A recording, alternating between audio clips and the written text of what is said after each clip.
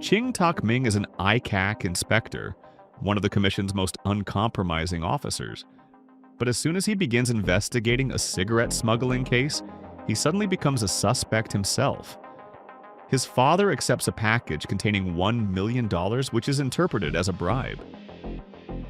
Ming's colleagues don't believe he's guilty, so they help him clear his name and track down the real criminal.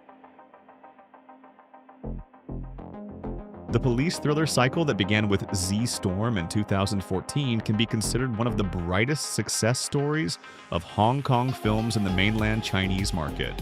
The first entry earned $14 million, the second $32 million, the third $68 million, and the fourth $123 million. If not for the final fifth film released in 2021 and grossing only $86 million, you could almost say each installment doubled the box office take of the previous one. The paradox is that the Storm franchise is hardly remarkable artistically. These are strict, functional, and often formulaic procedurals that relied on a handful of flashy action set pieces and a charismatic cast led by the ever-present Louis Koo.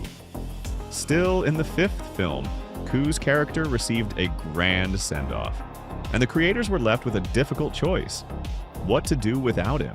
Seek something new or keep beating a dead horse? Surprisingly, they chose the latter and set about creating spin-offs of the popular brand. Crypto Storm arrived in 2024, followed by Hybrid Storm in 2025. So how do these spin-offs differ from the main installments of the Storm franchise? First, the characters. Hybrid Storm puts Kevin Cheng's character at the forefront, whereas he had only supporting roles in the core series. Second, the budget.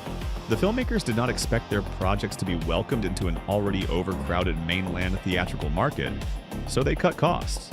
As a result, Hybrid Storm has almost no action at all, and what little there is consists of rudimentary fistfights and chases shot with shaky cam to disguise the fact that there was no time to polish anything.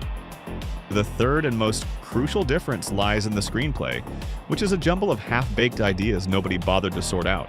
Cigarette smuggling, customs corruption, internal investigations, gym management, and, for good measure, chess boxing, a trendy hybrid sport where contestants alternate between boxing rounds and chess matches, all get thrown together into one undercooked stew.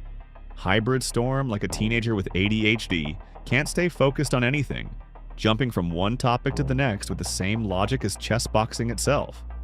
Unfortunately, cinema doesn't work that way.